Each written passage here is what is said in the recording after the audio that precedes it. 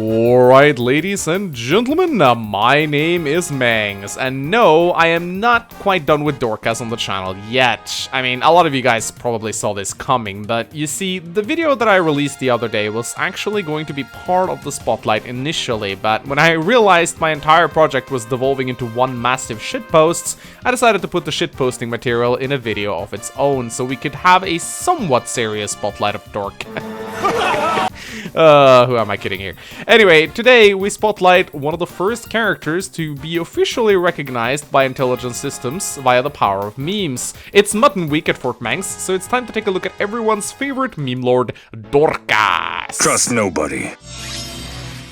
Dorcas is a young man hailing from a village in Bern. We don't know many details about his childhood or upbringing, but due to events that transpire in the game, we can faithfully assume that he grew up somewhere in northwestern Bern, close to the borders of Pherae and Lycia. At some point, Dorcas met and fell in love with a woman called Natalie, and they later got married. However, Natalie had a bad leg injury which she had incurred from a childhood sickness, to the point where she could hardly walk. Due to the medicine for Natalie's treatment being extremely expensive, Dorcas decided to take up work as a mercenary to ensure his wife's future health. In his quest for gold, Dorcas would get tangled up with some pretty bad men, as he was hired by Karjiga of the Ganelon bandits, who was out for blood vengeance against Lynn, since she had recently killed some of their clansmen in a previous conflicts. While Dorcas despised working with the bandits, he was desperate for gold and willing to do anything to pay for his wife's medicine, and thus he joined them in their attack on Lynn and her companions. Unbeknownst to Dorcas, however, Natalie got so worried for her husband that she left her house to go look for him, despite being almost unable to walk. Luckily, she stumbled upon Lynn and her knights in a nearby ruined fort where they sought shelter for the nights. Natalie told Lynn about her husband and showed her a sketch she had drawn of him, and as a result, when the Ganelon bandits attacked the fortress, Lynn was able to spot Dorcas among them and managed to get his attention. When Dorcas learned that his wife was currently inside the ruins the bandits were attacking, he immediately switched sides and helped Lynn and her companions rout the attackers. After the attack, Dorcas was embarrassed to face his wife, as he was forced to admit the kind of work he was doing for gold, but Natalie did not judge him. Instead, she encouraged him to join Lynn and her companions in order to earn gold in a more honorable way. Dorcas accepted and joined Lynn in her fight to save her grandfather. After defeating the evil usurper Lundgren, Dorcas had fulfilled this mission and returned home to Natalie in Bern. However, the two of them would later move to Lycia and settle down in Pherae. 1 year later, Dorcas would be hired to do another job. Alongside his companion Bartre, he was hired as a mercenary by Lord Eliwood of Pherae to join his band of knights in search of Eliwood's missing father, Marcus Elbert. This journey would take Dorcas all over Aleve, as he faithfully carried out his contract under Eliwood. He would also be later reunited with Lynn and his previous companions from Caelin, as they got tangled into the conflict as well when Lycia fell into chaos and dismay. Dorcas would mostly keep to himself, only speaking to others when spoken to. He kept saving as much of the gold he got as possible to bring it home to his wife after the war, and while he certainly formed some new friendships in the army, he was mostly focused on his duties as well as his own survival. I will make it home at all costs. She's waiting for me. Dorcas is a man of few words. He is a silent, introverted giant, a devoted husband, and a brave warrior. Few characters in Fire Emblem show as much dedication and devotion as Dorcas, as he is willing to go to any length to ensure his wife's health is properly taken care of. Bartre is probably one of the few people Dorcas has a relationship with prior to the events of Blazing Sword, as they have sort of a friendly rivalry going on. In their support conversation, it is clear that Bartre is the one who cares the most about this, as he keeps close count on their sparring matches and their respective wins and losses, viewing Dorcas as his eternal rival. Dorcas, on the other hand, is happy to resign and let Bartre win a match in order to be left alone. However, it is clear that Dorcas values Bartre's friendship, as when Bartre charges off to Eliwood to demand Dorcas get a raise to pay for his wife's medicine, Dorcas thanks him for his effort, even if Bartre ends up not getting what he asked for, but he does point out that his heart is in the right place. In Dorcas' support conversation with Oswin, Oswin attempts to recruit him into the Order of Ostian Armor Knights, as he is impressed by Dorcas' physique and feels that he would make an excellent armor knight if he underwent the proper training. After thinking it over a little bit, Dorcas declines his offer, as he fights only to protect his wife. While Oswin is clearly disappointed, he also admires Dorcas's devotion, claiming that in his heart, he is a knight already, just that instead of fighting for a nation, he fights for his family instead, which is equally admirable. Through his support conversation with Geats, we get to see a slightly more philosophical side of Dorcas, as the two of them discuss the meaning of life. Dorcas points out that he thinks it's a luxury for Geats to be able to worry about such trivial matters as finding a purpose in life, as all Dorcas has time to think about on a daily basis is his own work and his own survival. While Dorcas doesn't end up giving any definite answers to Geats' questions, he seems to unintentionally inspire him in a weird way, as Geats feels much better after their talk.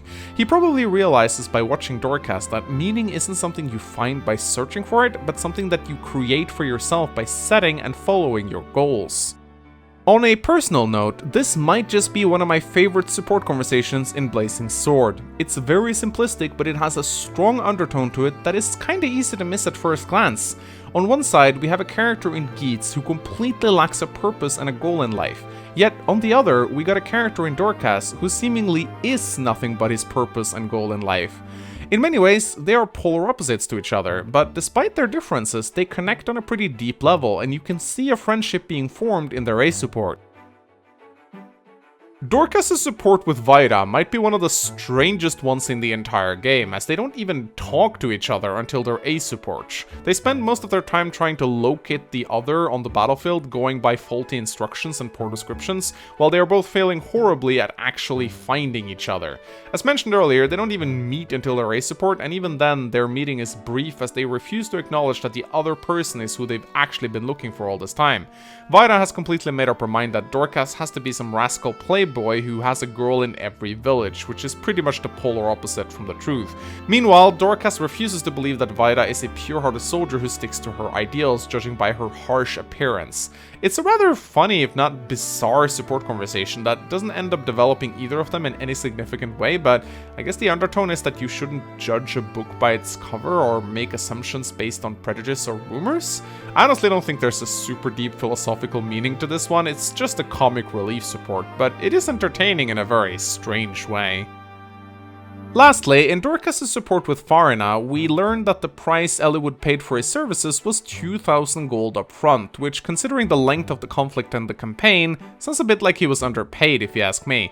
When he learns that Pherae was paid 20,000 gold, however, he asks her for her advice on how to increase his pay, not for himself, but for his wife. Pherae tries her best to teach Dorcas, even though she states it's very out of character for her to do so, as she normally doesn't share her secrets with her competition. Towards the end, however, Dorcas still isn't able to get a raise, so Pherae goes extremely out of character and actually gives him a large sum of her gold. It's never explained how much she actually gives him, but Pherae claims it's nothing compared to her pay of 20,000, so I think we can guess that it's at least maybe 1,000 gold, maybe more. This support really isn't about Dorcas at all, but rather highlights a more human side of Pherae, but it's very sweet to see Dorcas nearly moved to tears by her generosity. For all of the memes revolving around the Mutton Man, I find that after doing some extensive research into his support conversations and backstory, that Dorcas is a pretty fantastic character. Sure, he isn't super complex, but his supports are incredibly charming. Dorcas in many ways represents the relatable human side of the constant battle between good and evil in Fire Emblem. He isn't the legendary hero, and he's not the chosen one, he's just a man trying to get home alive to his wife. Dorcas' name is Greek in origin, but is actually a female name that means gazelle or deer. When playing Lyn hard mode, Dorcas can actually attack and kill his wife Natalie in Chapter 4 if you don't recruit him. In Heroes, Dorcas mentions eating bad mutton and even says "trust nobody," referencing the popular Fire Emblem commercial which has become a meme in the fandom. Dorcas was rated the 12th most popular male character and the 21st overall most popular character in Fire Emblem according to the Choose Your Legends popularity poll. Dorcas' English voice actor, Kirk Thornton, has voiced Kisame in Naruto and was the narrator of Bleach. He has also voiced Shadow the Hedgehog. Nothing personnel, kid. After Nergal's demise, Dorcas returns home to his wife Natalie in Lycia and uses the gold he earned during his travels to buy the medicine she needs for her illness. In the end, it is said that Natalie makes a full recovery, and they live out the rest of their days together in Pherae.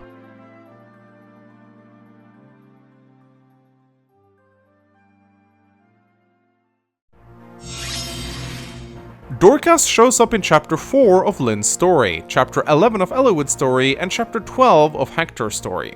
This means that if you opt to play Lynn's story first, you can give Dorcas a couple of levels to make him slightly more strong in the main story, and this is certainly useful. As a unit, Dorcas has buttloads of hit points and strength, average skill and luck, but poor speed, defense and resistance. While his base defense and defense growth may be poor, his massive hit point pool of 30 allows him to easily go up against early game lance-wielding cavaliers without many issues. Just watch out for some of those early game myrmidons and mercenaries in the Kaelon arc who can double and drain those hit points pretty damn fast.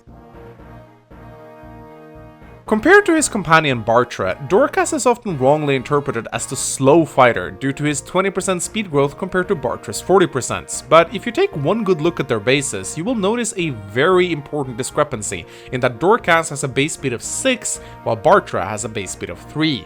This means that it takes Bartre on average 15 levels just to catch up to Dorcas. This disparity is pretty significant, as Bartre is unable to double even 0 speed soldiers in the early game. Sure, if you train both of them, Bartre will on average end up a little bit faster in the late game, but even on normal mode, both of them will still struggle to consistently double, so this notion that Dorcas is the slow one out of the two doesn't really hold up. In fact, it's just not accurate. Dorcas starts out as the fast one, actually being able to double certain enemies unlike Bartre, and in the endgame, they're both considered pretty slow anyway. So if anything, Dorcas really deserves the title as the fast fighter. Aside from being trainable in the tutorial, Dorcas has one significant advantage over Bartre that is quite easy to miss for newer players: his base C rank in Axis. Dorcas is easily the superior of the two starting fighters, unless you are hell-bent on training Bartre to recruit Carla in Hector's story. Though to be fair, Bartre isn't a strong unit to begin with, so being the better of the two doesn't exactly mean much for Dorcas in the long run. Dorcas's promotion to warrior sadly doesn't do that much for him other than unshackling his stat caps and giving him one extra point of movements. The insane promo gains of Binding Blade are sadly a thing of the past. He does get E rank in bows, but this is hardly something you will find very useful, especially considering Blazing Sword's effective damage multiplier is only ×2 as opposed to ×3 in the other games. You might sometimes be tempted to use an iron bow against a flying unit, but it won't really yield any productive results. In comparison, Geats, for example, starts out with an astonishing B rank in bows, making him able to use the all-powerful Brave Bow at base, something that you will probably never see Dorcas do, unless you relentlessly grind his bow rank. Dorcas also sadly suffers from a lot of competition in the axe-wielding department. You already got Hector, who is a main character and thus a must-use in most playthroughs due to being mandatory in so many chapters, and Marcus comes with an astonishing B rank in axes at base, allowing him to use hammers, halberds, and other utility-based axes. You also get Hawkeye and potentially Harkin in the late game, who both have stats Dorcas could only dream about. As mentioned earlier, Geats is also considered the superior warrior, even though he joins much later as he has greater weapon ranks and speed that reliably allows him to double even well into the late game. While Dorcas certainly has the edge over Bartre, he sadly loses out to almost every single other axe-wielding unit in the game, which certainly puts him down a bit. So going by this, you might have already gathered that Dorcas isn't a fantastic unit, but if you are still hell-bent on using him, he does have a few saving graces. As mentioned earlier, being trainable in the tutorial can give him a slight edge in the main story. If you plan on having Dorcas on the front lines a lot, the Draco shield you get in Chapter 11 of Eliwood's story or in Chapter 15 of Hector's story will be pretty viable on him, as giving 2 extra points of defense to a unit with a lot of hit points will really make a noticeable difference in survivability, as defense and hit points are 2 stats that really complement each other. It can be pretty nice to have a tanky axe user in the mid-game to assist Hector on the front lines, soaking up cavaliers and other nasty lance-wielding units. Now, while Dorcas is pretty slow, at least his 14 con allows him to use steel axes almost unimpeded, and while his hit rates might be slightly shaky, 7 base skill and a 40% skill growth is not terrible. You might even opt to give him the secret book obtained in Chapter 12, though I'd personally recommend selling it for gold. At the end of the day, Dorcas isn't amazing, but he's not unusable either. If you really insist on having him on your main team, there are definitely ways to make him work.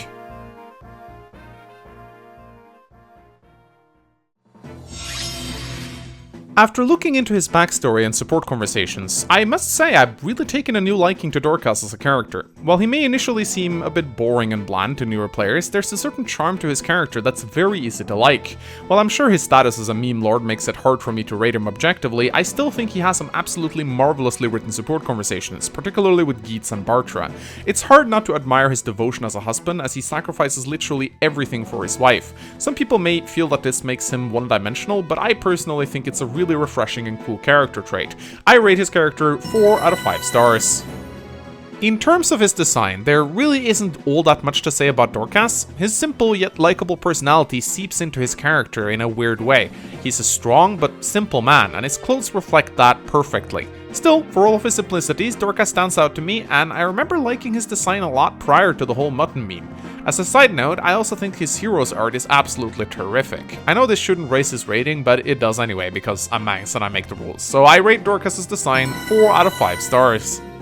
I don't think it comes to any surprise that Dorcas's utility will be his lowest rating, but while many of you probably expect me to rate him 1 out of 5 stars due to him getting this particular rating in my Fire Emblem 7 LP with Mecha, I'm actually going to change my mind and rate him a little bit higher.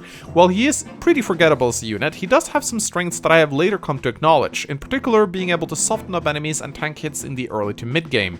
After all, in my Fire Emblem 7 LP, I used Bartre, and while he did get a bit stat blessed, I really found some use for him in the early game, and Bartre is, in many ways, just a poor man's version of Dorcas when you think about it.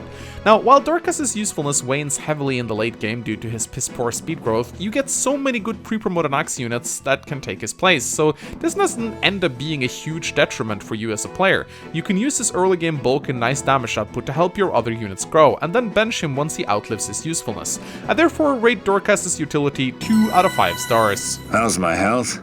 Well, I had some bad mutton earlier, but I feel fine otherwise.